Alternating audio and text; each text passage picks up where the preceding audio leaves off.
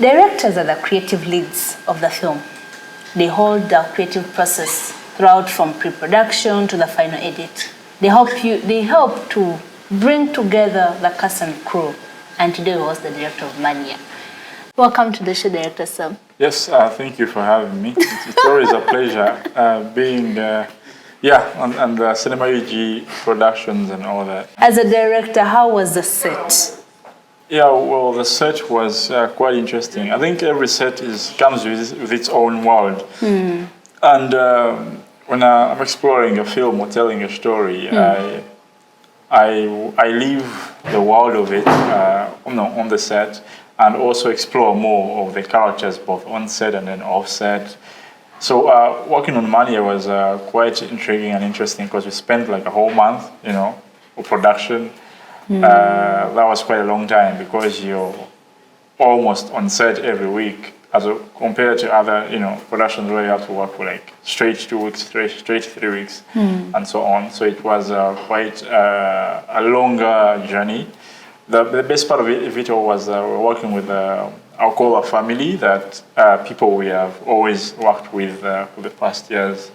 And it was more like, a family reunion, I would say, working together on a project where it feels much more fun. Yeah.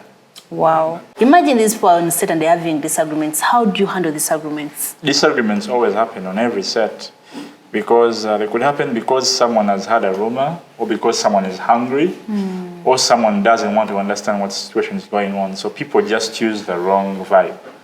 And it's human. Like, you'll be on a film set and there will be one who hates the rice or hates the lighting or hates the way people talk or people will pick on to hate on everything. And they will choose that to drive their, I won't call it their devilish side, but their negative side. And there are people who, there's a quote I always read that says, there are people in this world who just want to watch the world burn. You get? People just want to watch a whole set go in frenzy than looking out for what brings peace. So I'm used to that. I've seen it on almost every set. You'll find it from your friend, you'll find it from someone you don't know, or you'll find it from your relative who's actually with you on set. Like, everybody can actually become a problem. But what I've always learned is to listen, what problem is being brought or what complaint is being brought, and then digest it and understand what could be the cause. And why would this person react this way and all that? Is it frustration? Do they just don't want to understand and all that? And if it's just a matter of not understanding, then those are people you need to give time to think through themselves. Because if someone is under pressure or in some kind of stress, no advice can help them get better apart from giving them peace to be free, to cool themselves down, then you roll again. That's usually what happens. And if you can't stop fire with fire. So if a conflict comes in, don't respond with another conflict. You respond to, okay, what can be the solution to create more harmony on the set? I really want to be on a set that has arguments or bad energy or people scolding each other or whatever, abusing, fights, all that stuff. So it's something I always avoid by listening and giving things space to cool down, then you proceed.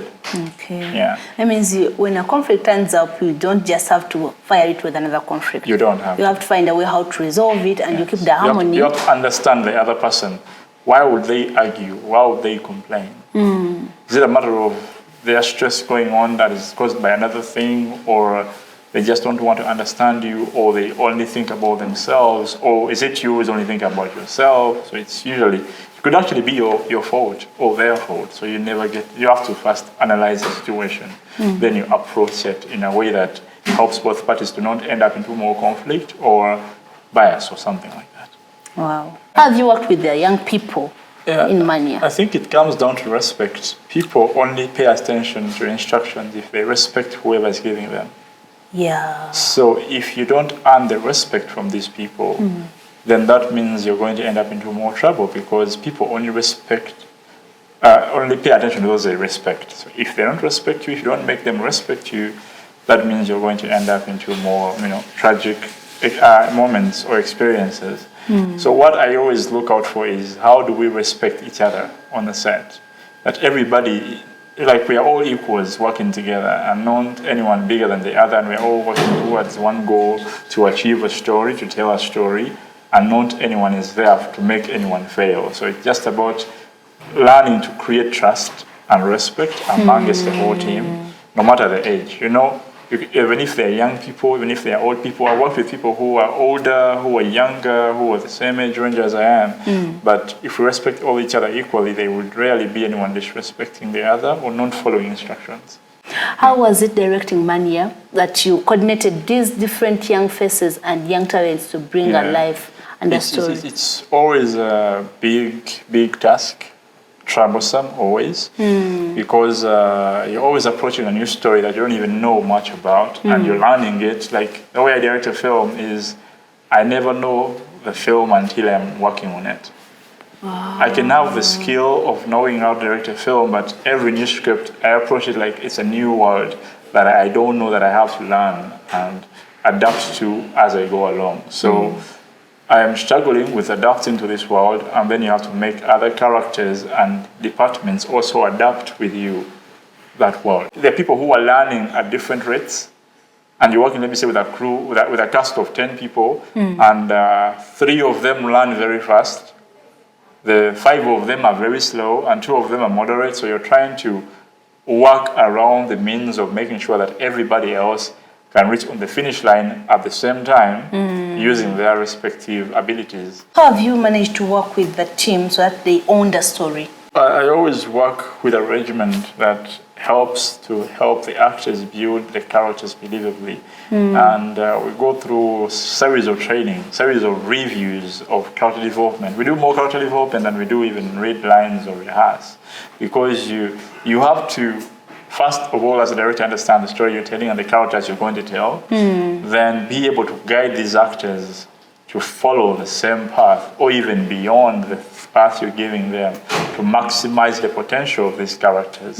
So the task is always me to make sure that each actor I work with understands the character first before they learn the lines. So when they know the character, if let me say you know that I have to play a doctor and you understand the doctor as a character, every line they will give you, it will feel like a doctor is saying it because you've mastered that character. But if you learn the lines, you could speak the lines of a doctor, but you will not feel like a doctor on screen. So that's usually the comparison.